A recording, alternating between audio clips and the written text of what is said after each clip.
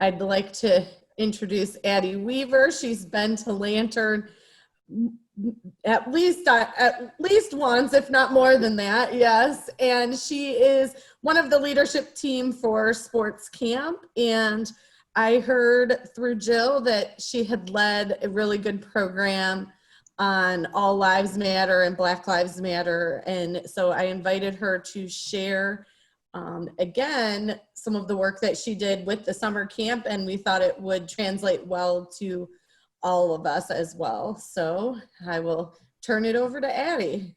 Thanks, Robin. Robin and I were on staff together back in 2001 as well. So good to see some familiar faces in here. So I'd like to begin just by starting in prayer. So please bow your heads or go into a moment of prayer. Heavenly Father, thank you so much for bringing us all together as we talk about change and we talk about pushing ourselves and our boundaries. We know how much you encourage us to push ourselves for others as well as all in your, for you and in your name. We all say amen. So I have a disclaimer. I am not Black. I don't have children that are Black. I don't have any family members that are Black. I am white as white can be. I have had some experiences in my life where I have had strong influences of people that are Black at a young age. Oddly enough, my father showed dogs for a living, and we traveled all over the United States to all kinds of places that were very different than where I grew up, which was Monroeville, Ohio. For those of you that are familiar with Monroeville, Ohio, it is like a teeny tiny speck of a town with a population of about 1,100 people total. And there was one girl who was biracial, and she lived with her mother who was Black and her father who was white, who happened to live 4 doors down from me. And I am ever so thankful for my dog show friends who taught me that color wasn't a thing, nor was it to be gay or any of the other things that all of those diverse people were. And I'm super thankful for Sherry, Ashley's mom, who taught me all about ashy skin and Black hair and bongo drums and singing and all of the music and culture that went with it. So obviously, I'm very thankful for that experience when I was young. And then today I do have several Black friends that have helped me understand and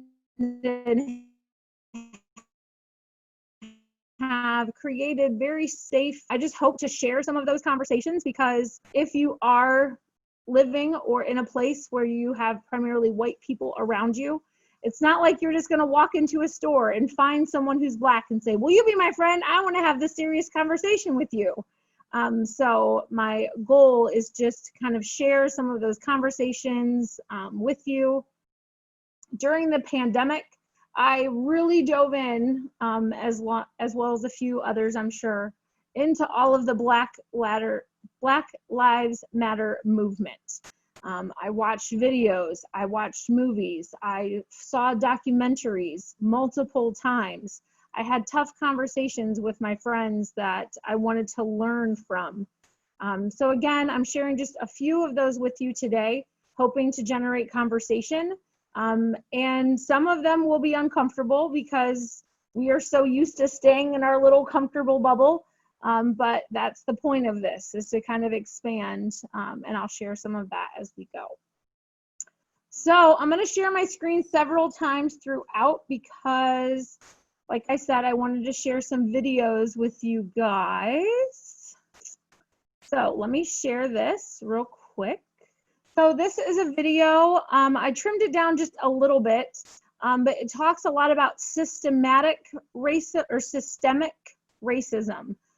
So again, just trying to share, a lot of these videos are just super short clips that give a lot of information, and I do apologize, it isn't a very blunt, condensed, kind of lighthearted way, as much as you can be lighthearted about systemic racism. So can you all see this okay?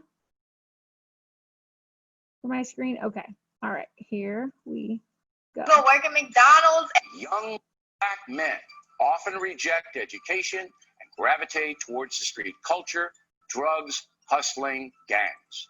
Nobody forces Uh-oh, there we go. them to do that. Again, it is a personal decision.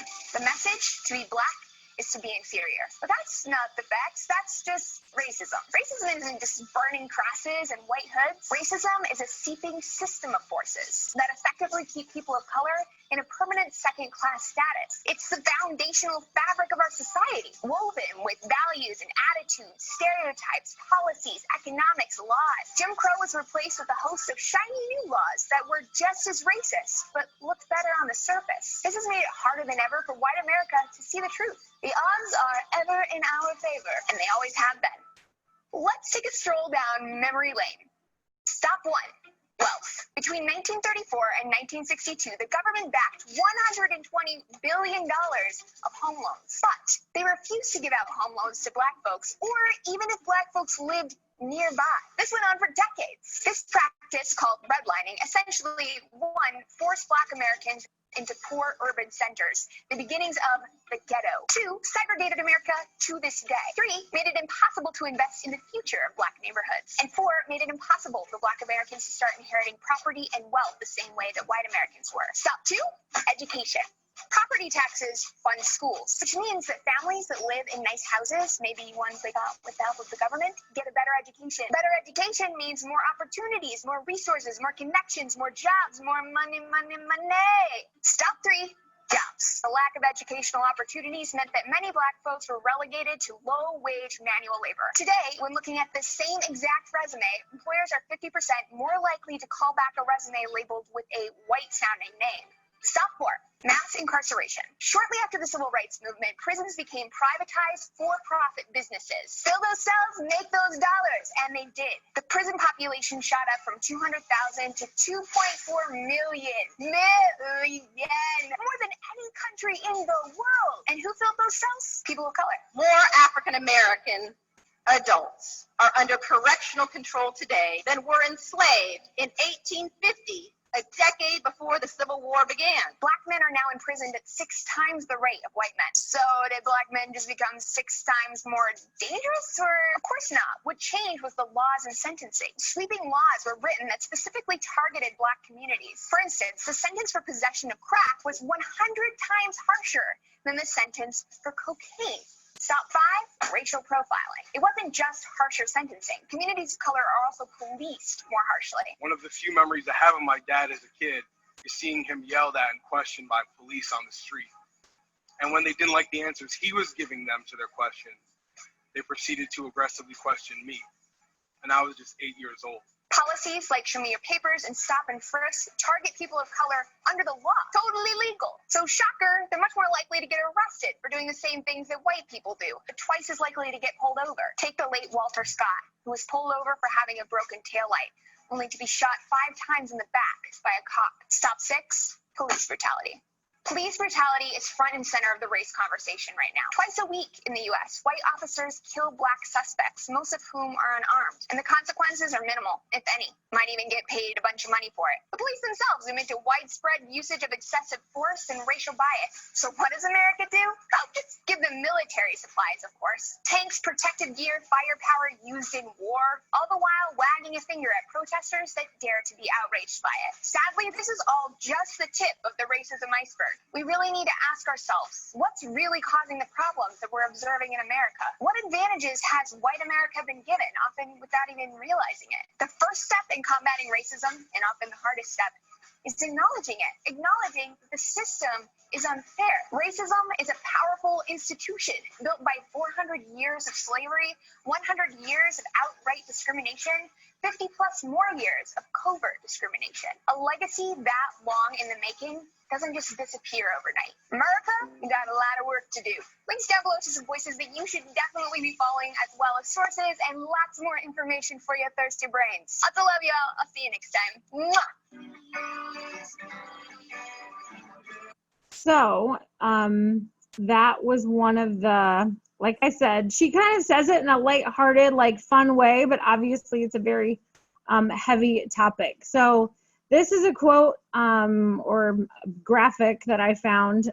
No matter how open-minded socially conscious, anti-racist. I think I am. I still have old, learned, hidden biases that I need to examine. It is my responsibility to check myself daily for my stereotypes, prejudice, and ultimately discrimination. So, knowing that that was a pretty heavy video in somewhat of a lighthearted tone, what are your thoughts on where things are at, or what do you know about Black Lives Matter as of now? And, you know, let's just have a conversation based on what we've just seen. I encourage you all to take off mute if you're able, and let's try to have a conversation about this. Just real quick before we start, I just want everybody to know that I'm going to pause our recording at this point, so that way in a video that's posted, this conversation won't be part of it, simply to make this a safe space to talk about this however we feel we need to. Thanks, Allie. Well, you know, Appropriate. You know, I think those of us that are in the UCC are very much used to causing some good trouble.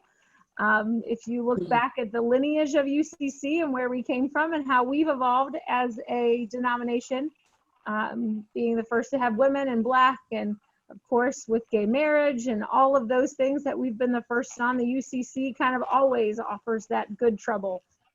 So hopefully we can all continue that as well. So the rest of the time I just have up for general conversation. I feel like I dumped a lot of information, so just wanted some time to process and kind of free open space to have conversations. And it's okay if none of us have an answer, but sometimes misery loves company and we're all willing to learn from each other. So does anyone have anything? Yes, Marcia. I was in high school back in the early 70s. You know, not long after the Huff riots, if you're familiar with Cleveland history, there were the big race riots on the east side.